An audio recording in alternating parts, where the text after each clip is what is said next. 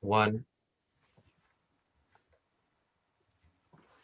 Hey, everybody. Welcome to the Daily Objective. And today we're going to be talking about Facebook in Australia, Facebook versus Australian legislation, all kinds of things involving Facebook and Australia. If in case you thought I was going to be done talking about my COVID status for a while, you were right until it resurfaced yesterday. I had a terrible chest pain attack. And as I was laying there, feeling like an animal. It basically was like all I could do is focus on breathing. I had no bandwidth to think about anything conceptual whatsoever, no abstraction. So that's no way to live, folks, which is why we're here to talk philosophy and ideas. So my understanding of the situation in Australia is that legislation looked very likely to pass that would require Facebook to adjust their policy to, I guess, inform news organizations of any changes to the algorithm, basically give the news organizations more of a leg up in reaching people and doing something that Facebook doesn't typically do. In addition to that, Facebook would be required, I think, to pay the news organizations when their videos and articles are shared. So it was something that would be required of Facebook to change, which is not Facebook's general policy already. And Facebook's response was, in my understanding, to block all news from Facebook in Australia, that is, in Australia.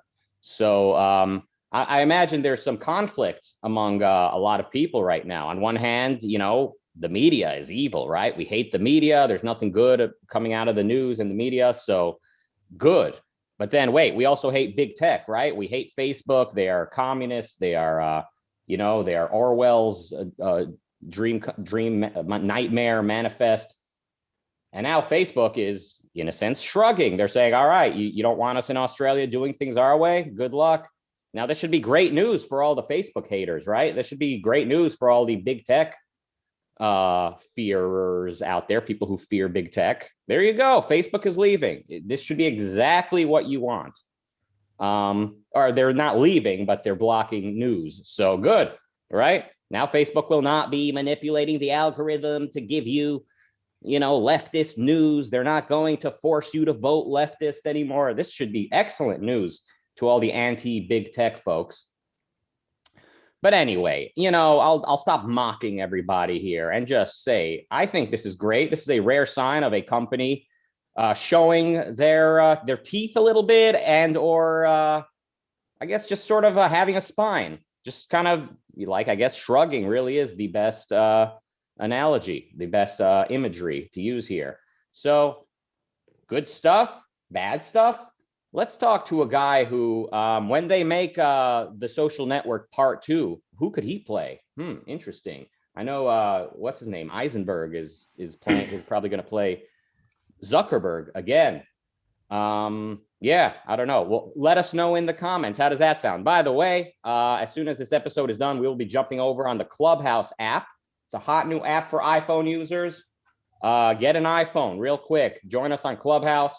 We are going to be continuing the discussion, and we're doing this after every episode, as well as other events we're going to be doing on Clubhouse. Guys, fight big tech. Join Clubhouse. It's much smaller than Facebook right now. And find Rozzy Ginsburg. That's Rozzy with a Z. Rozzy Ginsburg, both in his first and last name. He'll add you to the room. Anyway, let's talk to a guy who we want to find out who he's going to play in The Social Network 2. But also, we'll talk about Australia and Facebook and news and legislation. It's Mark Pellegrino. What's up? I'm playing protester number 1. So just look for me in the crowd.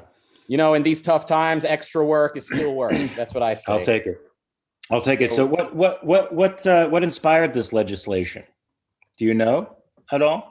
Depends who you ask. I mean, there's probably, anytime we're dealing with a lobby system, which is exactly what we have in every developed country, you could kind of easily point to a lobby, like the big news media, or even just, I don't know, some other lobby that has an interest in this type of legislation passing. And you could say, well, it's them putting pressure on politicians, but also it's just the general lack of understanding of how the internet works. All these geriatrics that basically run every country kind of by seniority, they are listening to the, I hate to say this word, boomers. And I don't mean this in a hateful way. Guys, I'm writing a book called We're All Boomers Now, because just no one seems to understand the internet and technology. But people, they don't understand the internet, and it's going to get worse now because as Facebook starts blocking things related to news, they're going to end up blocking, meme pages that talk about the news. And there's also going to be a booming cottage industry of people doing a comedy page on Facebook that's actually reporting the news. And then, Babylon Bee is going to get blocked on Facebook because they're doing fake news and joke news, and all these things are going to happen. So it's going to get worse. There'll be more finger pointing, more Orwellian accusations. Oh, this is Orwell. No, that's Orwell. No, you're Orwell. No, you're Orwell. So I don't know who did this. What do you think? I think actually Facebook did inadvertently block some emergency services and weather reporting to news by accident. So we've already seen some of the unintended consequences of this. No, I mean, I'm always leery of legislation that interferes with relationships between people or organizations that aren't harming each other and seem to be perfectly happy the way they are. I mean, I can only say I wish the government would stop trying to help us, because the more they try to help us, the worse things get. And clearly, something like this will have one result, and that is to restrict the flow of information, which you and I, all of us, every human being needs to live a great life. We need the more information, the better. I know it seems overwhelming. People get overwhelmed by choice and all the stuff out there, but I'd rather have the choice and all the stuff out there than nothing at all, or some legislator in Australia determining what I should have and what I shouldn't have.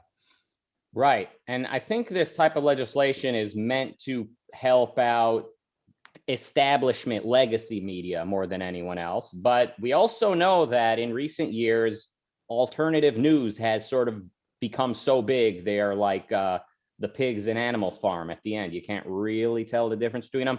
And I've become so anti-alternative news. Like I've become so anti what has happened, anti-Trump, anti-alternative news. I see it as worse than the problem it was purported to address. Now, we've got if CNN basically reports things frivolously or dishonestly, now we've got just anyone with a phone on earth could report the news. And now they're alternative news. It could go viral on Twitter or YouTube. Anyone could videotape anything and tell you what you're watching, but you're only seeing part of the context. And it grows at times into gargantuan channels on YouTube and Facebook pages. And so this is sort of a silencing of alternative news along with the legacy media all in one, isn't it? When Facebook blocks just news in general. I mean, you're right that's the downside of democratizing news and everybody being a creator of content. But the upside is, but there's an enormous downside to the establishment news as well, where what's considered newsworthy is vetted through an establishment that has more potential to be intellectually monolithic, right? I mean, and the establishment news media, what we call the legacy news media, seems to be turning in that direction right now and solidifying a particular sort of political, ethical outlook, and reading everything through that lens and editorializing everything through that lens. And to me, the wider array of choices that I have, I can, if I do a little work, distinguish between what's true and what's false. But thank God the information is out there to counter what the legacy media is telling us. I mean, just one simple example, listen to the legacy media talking about what's happening in Texas, and listen to somebody like Alex Epstein on the Power Hour discussing what's happening in Texas, and which is more mindful, which has human thriving in mind, which has the truth as its orientation, and which side is trying to pass off a ideology on us in the name of information. Legacy media seems to be increasingly passing off ideology. Yeah, which is a cut above the media sources that'll explain to you how either it's Ted Cruz who's who's pulling a fast one, or it's this, or it's that. It's lack of a Green New Deal. It is the Green New Deal. I mean, there's just endless arbitrariness to the alternative news. And by the way, I mean, a bit of a sidebar here. I heard somebody mention this Alex Epstein guy in like 2011, and I never needed to be reminded again how to pronounce his last name. That's right. To this Epstein. day, people who worked with him for 20 years, everyone I've ever heard keeps calling him Epstein. I forget. I mean, Epstein. I mean, maybe Facebook should act. Maybe legislation needs to be passed. But anyway, jokes aside. Interestingly, you're working on an organization that aims to sort of limit the damage caused by frivolous accusations that I think sort of come as a result of the democratization of information spreading. So, interestingly enough, it sounds like you see sort of the bright side of the democratization of information sharing around the world by things that the internet brought about, which I definitely see that side. But at the same time, you're very much aware of the damage that comes from anyone being able to express anything, and it blows up and wrecks people's careers and reputations. Sure. I mean, it's incumbent upon every individual to check things out, right? To see if a story is legitimate or not. And unfortunately, I think some types of media like Twitter have gotten us into less reflective mode and more impulsive mode. And I think it's much wiser when you see something in the impulsive media like Twitter to be circumspect, to study it out, to see if this post is actually true, where it's coming from. I know enough people who will do the investigation before they post something. And the fact that there's not, that's a consequence of liberty. I mean, this is something that you have to live with if you want to be free. Some people are going to be irresponsible with freedom. Right. And freedom is still within a certain context. I mean, we're using technology that someone else needed to plan out and develop and offer to us. So like, it's all within a certain context. You always will have the freedom to express yourself in a free country, but the megaphone that big tech provides each one of us sort of relies upon their liberty to their IP, to their rights, to their economic freedom. In the chat room, we've got Fab006 with 2 CHF. Christina Hoff, I'm not going to say what the F stands for, but I don't know what kind of currency that is. I hope their $2 is like our $2,000. Oh, it's Swiss francs, apparently. I still don't know what that's worth in American money or even British. Now, he says Wyatt's Torch. Now, that's an Atlas Shrugged reference. If you haven't read Atlas Shrugged, please read it, everybody. It's serious business. Wyatt, the industrialist, sets his own fields, oil fields, was it? He sets his own oil fields on fire and leaves. Now, this is early in the book, so I'm not like spoiling the book for anybody. But Wyatt's Torch came to represent the fires, the sort of ongoing fires over a long amount of time in the mountains of Colorado after Ellis Wyatt set them on fire. And now Fab in the chat is asking, is that what Facebook did here? They sort of set their own business on fire and left, in a sense. I mean, they didn't like destroy their whole industry, but they, like a lot of people, are going to, their bottom line will suffer by them just completely blocking all news from their website, but they're going to do it on their terms or not at all. I think that's great. I think that it's great that they're standing up to the legislators. Somebody's got to. Yeah, and again, imagine the sort of schizophrenia in the minds of so many people, where, like, on one hand they hate the media, on the other hand they hate big tech, on the other hand, and one hand they hate the government, you know, like the big leftist bad government. They're all communists, but then the government is trying to regulate Facebook, who in turn is turning their back on the Australian news industry. It's quite difficult for unprincipled people without clarity to understand what's taking place. And for many of us, even with a good philosophy, it's still difficult at times to decide exactly how we feel about this type of thing. But in this case, I respect what Facebook is doing. I hope it's for the right reasons. I hope their moral certitude is growing at times like these.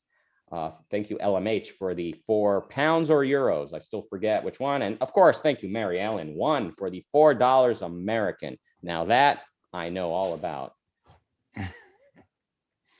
So what's going to be next? I wonder if this thing could grow as time passes, as more people don't understand how the internet works, yet inversely, the internet grows in influence. You're going to see more and more legislation being passed around the world, more attempts to nationalize, more various types of attempts by governments and people to control this beast that is the internet. I wonder what the future holds.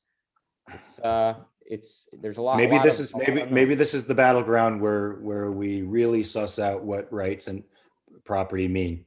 Maybe this is the place. Imagine, this is our Megiddo. This is our Megiddo, as they say.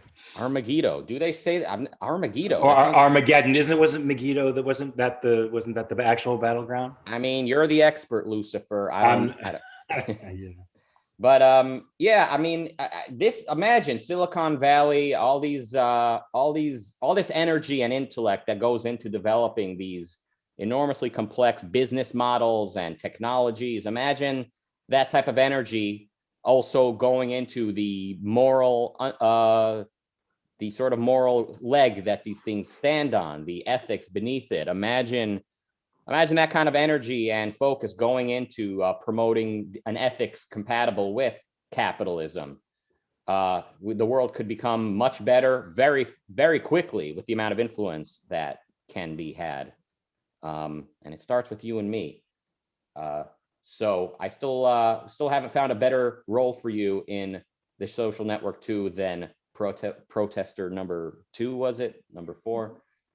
But, yeah, I'm good with that. Mm-hmm. I'm good with that. Yeah. All right. So we are getting ready to jump onto Clubhouse next. If any of you are on there, look for Rosie Ginsburg and the Ayn Rand Center UK. Pretty soon we'll be able to have a club, as it's called. We'll actually have a club that you'll be able to sort of subscribe to or follow or something like that. And by the way, well, guys, jump on Clubhouse now while it's still cool, while it's still hip. Because we know how these things go. Eventually, everyone's trying to do everything. So watch, in like 5 years, Clubhouse will have a DM option, a video posting option, and a merch tab, and original series. There's gonna be like an original video series, which hopefully we can premiere the Social Network 2 on there. That would be pretty cool. We'll have the Congress hearings. We'll have the Australian adventures, all kinds of cool stuff. Thank you all for joining us today. This is kind of a happy day. By the way, I would have liked to be on yesterday's episode in remembrance of Rush Limbaugh. He was a very influential person, a lot of good and bad. I mean, anytime somebody sort of creates a new field, sort of innovates it on that level, which I think applies to Rush, I think they are owed acknowledgement for that. I think basically anyone doing talk radio today, which can be a podcast like this one, people doing long form shows anywhere, anyone who's done talk radio sort of owes a little bit of a hat tip to Rush Limbaugh. He was an innovator. After regulations were lifted on radio, the so-called fairness doctrine was lifted by, I think, President Reagan. You saw this guy, Rush Limbaugh, just start giving his opinion, and he was conservative and just giving his extreme opinion nonstop, and created a movement. So that's sort of on the positive side. He created this industry. He sort of innovated and unleashed this beast. Now, on the negative side, his contradictions, I think, ultimately caught up with him and the movement. The conservative movement ended up becoming something very shitty, if I can be so crass. And sadly, in his final days, Rush Limbaugh got on his radio show the day after the storming of the Capitol, and he compared the Trumpers storming the Capitol to the American revolutionaries. And this is reported by Newsweek, but the full quote is there. Very disheartening. I have thought to myself, there's an old song, the group New Radicals. They just played the inauguration. They had a song called "Someday We'll Know," where the guy sings. He goes, Did the captain of the Titanic cry? I always thought that was a really pretty line. That's what I've wondered. Did Rush Limbaugh watch the storming of that Capitol and kind of feel like the captain of the Titanic? And did he cry? Apparently not. He thought he was watching the American Revolution. All right. Well, anytime we're sort of out of things to talk about, we can trust me to stretch it out to 20 minutes with some of my little tangents. Any thoughts on Rush Limbaugh before we call it a wrap, or on anything? Well, I mean, for me, he was the beginning of me questioning my premises. I used to be on the left, and I used to listen to him in the early '90s, and he was sort of a springboard for me to start thinking differently. I think I passed him up and pushed him behind me, but he was the beginning of thinking for me. So I have to thank him for that. That's interesting. I guess maybe for a lot of people, he played that role. Just hearing a person on the air questioning the Democrat establishment left, right? It's like, wow, I can do that.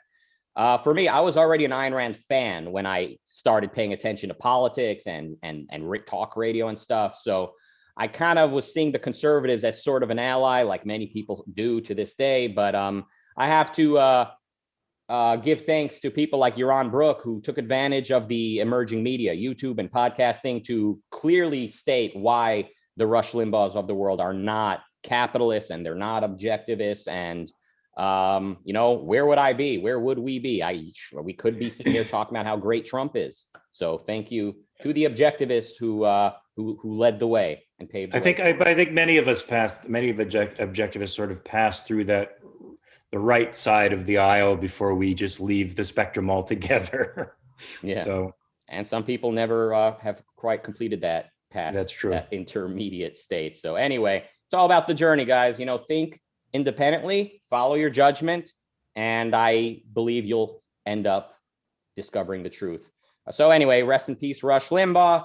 We got to hand it to him. He's kind of like what Lenny Bruce is in comedy, I think, like sort of like the Godfather, whom everyone in some way is sort of emulating. That's like Rush Limbaugh with talk radio. And there are other examples, but guess what, guys? We're jumping over to Clubhouse for stoppage time. Bro, thank you all for the super chats, for the regular chats. Thank you for watching, listening, and please consider becoming an ARC UK paid member. Get exclusive content as well as knowing you're helping this thing grow. So maybe someday we can really, really change the world and feel good about it at the same time. Thank you, Mark, and see you guys on Clubhouse. Goodbye.